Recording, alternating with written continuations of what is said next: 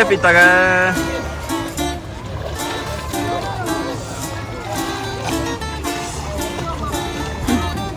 Kris, kuidas on? Basseinis tore või?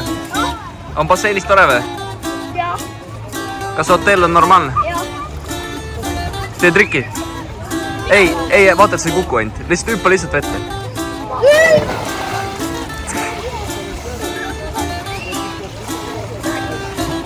Oleme jõudnud meie hotelli välialale.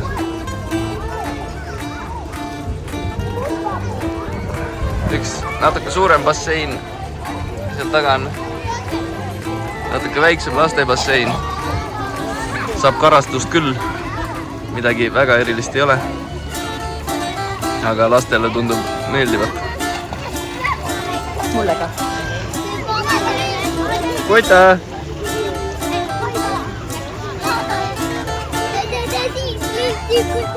Olgu!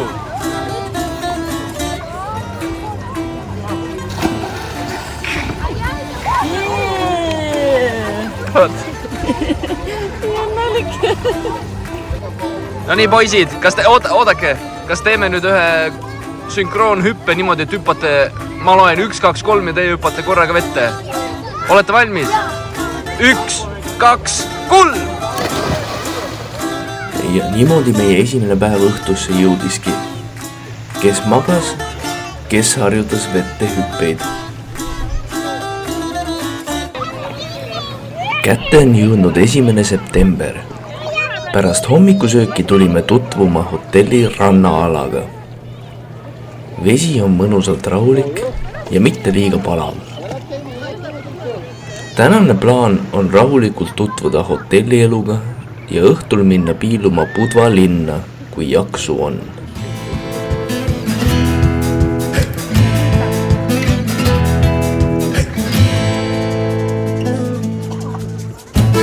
Vaata, kes seal on? Mis teeb seal? Mis videos või?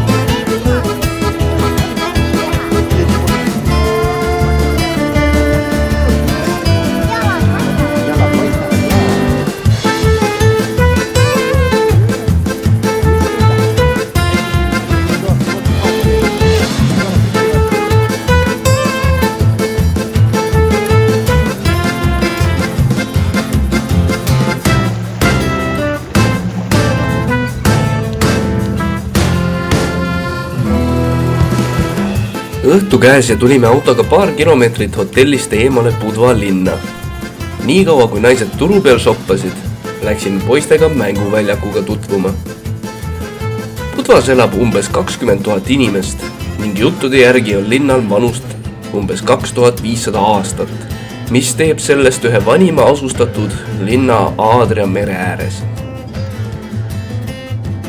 Budvat ümbritsevat rannikut kutsutakse Budva rivieraks, mis on tuntud oma hästi säilinud vanalinna, liivarandade ja ka põneva ööelu poolest. Pidurid! Pidurid!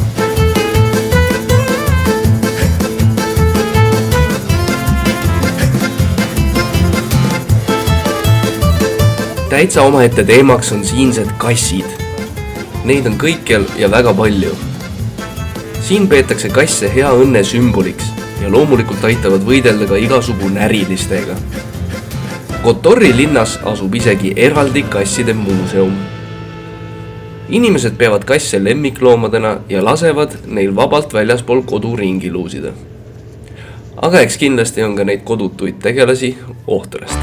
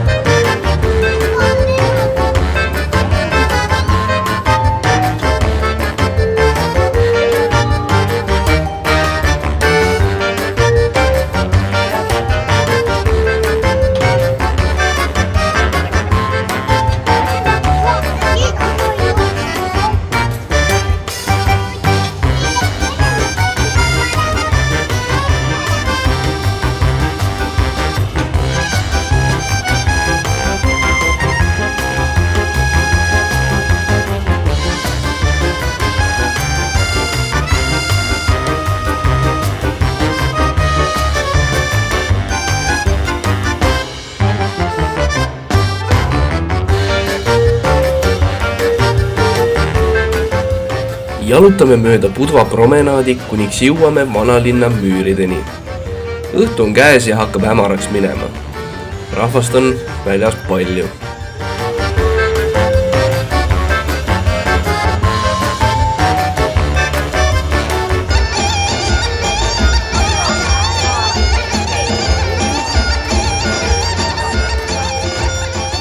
Kuna kell on palju ja pisikesed tahavad hakata magama sättima, siis lähme hotelli tagasi. Äkki mõni teine päev jõuab ka Budva vanalinna müüride vahel jalutada.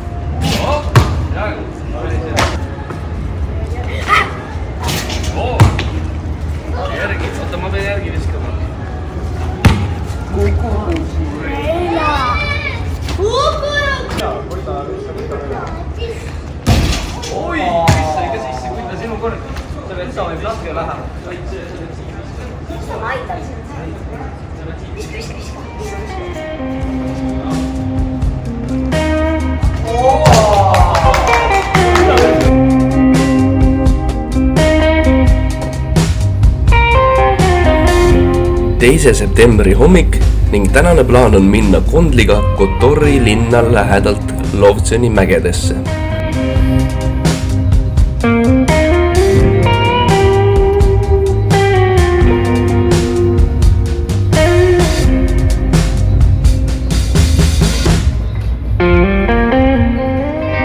Kondli süsteem on ehitatud 2023. aasta augustis.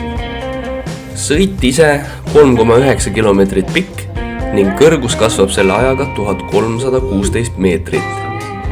Kondleid on kokku 48 ning sõit kestab 11 minutit. Täiskasvanu pilet edasi-tagasi maksab siin 23 eurot ja lapsed saavad tasuta.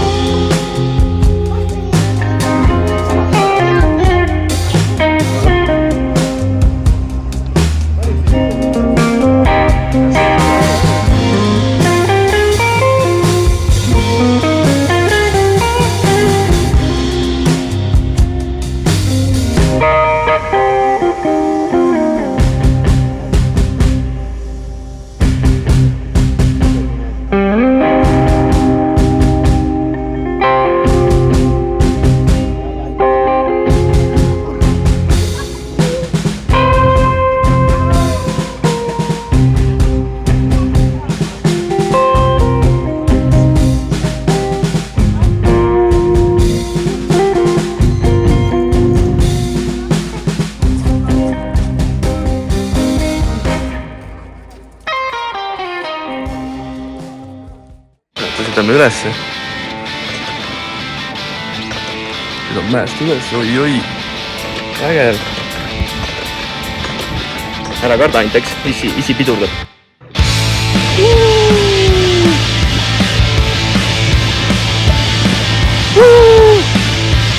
Mis sa arvad, Kuta? On äge? Tuli kas paneme mäest alla.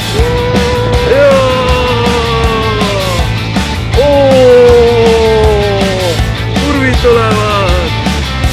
Lüüa ka!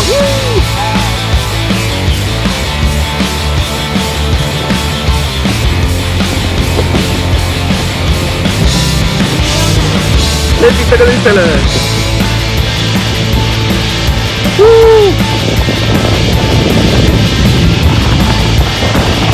Kus sa vaata, nüüd oleme natuke kõrgele, ära karda! Vaata alla ka!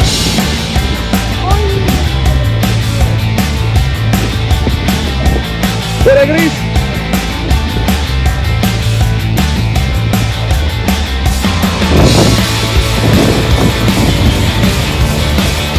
sõitan kiiresti või? Ei karda!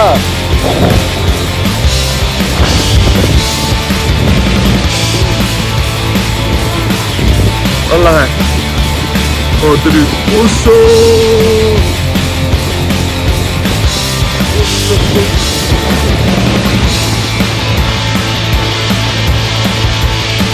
Mida me neile järgi, jah?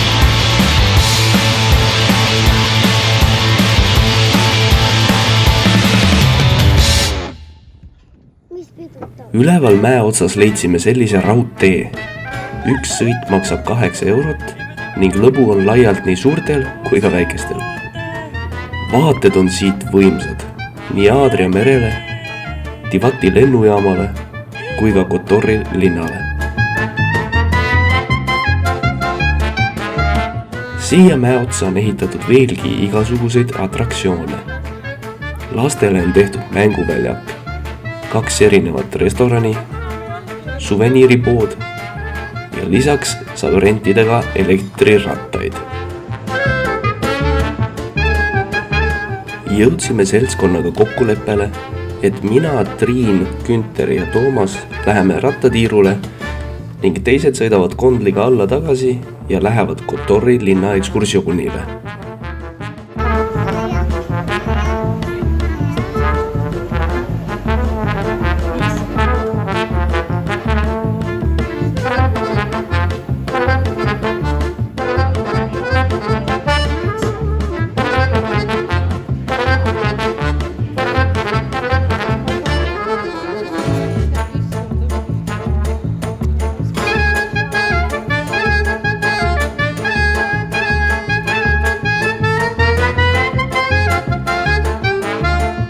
Kotori linn asub siis Kotori lahe ääres ja just nimelt Kotori lahe piirkonda nimetatakse Euroopa kõige sademete rohkemaks piirkonnaks.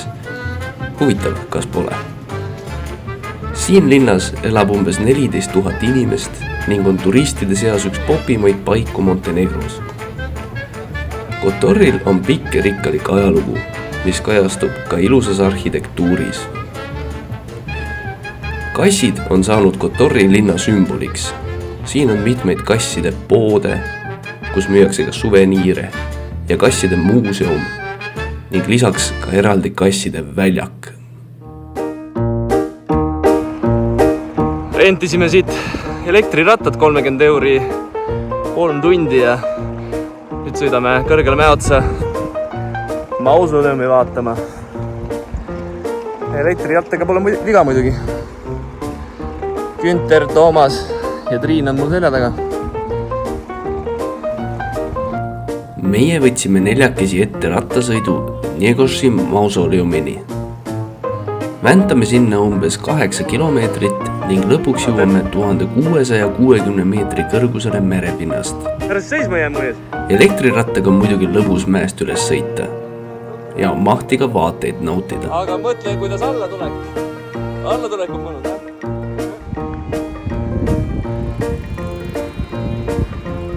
Nagu nalja. Mäest üles, 25 sees.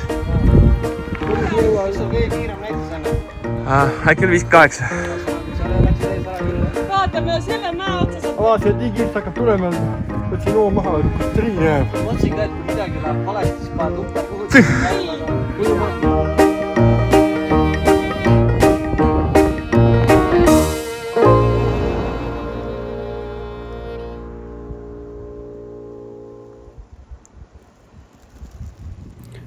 Aga et mausoleumini jõuda, peame jätma rattad korra maha ja kõndima veel 461 trepiastet üles.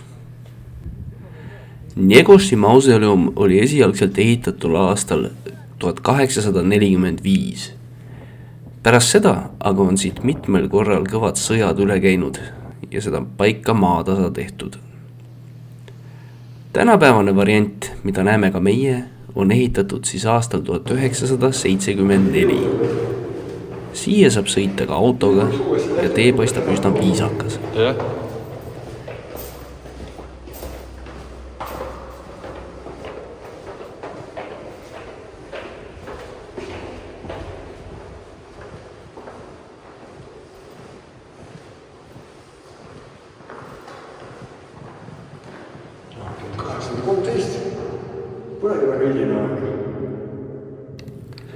Teisel pool mausoleumi on veel ehitatud selline vaatekoht. Siit näeb peaaegu kogu Montenegro riiki ja hea ilma korral isegi tükikest Albaaniast.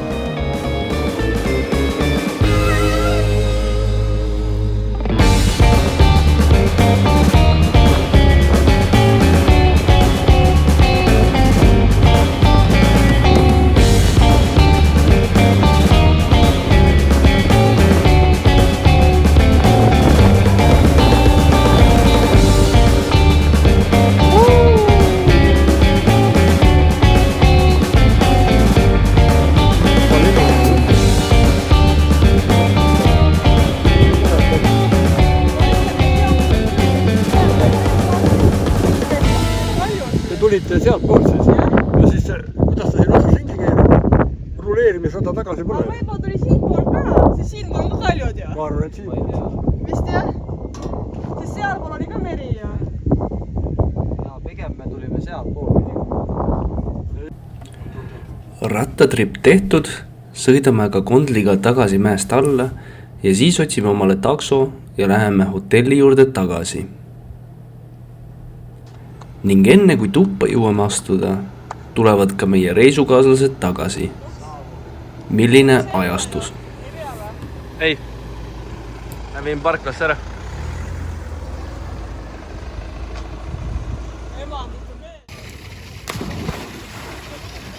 Päeva lõpetuseks veel mõned vigurhüpped basseini ääres ning naudime kõik hinnas magustoite. Enne magamist käib veel väike õhtune meelelahutusprogramm ning homme ootab ees juba uus päev.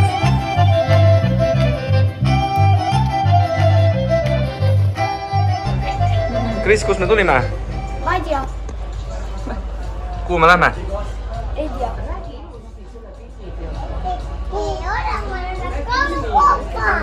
Tiltsu, räägi, kus me tuleme? Kus me lähme?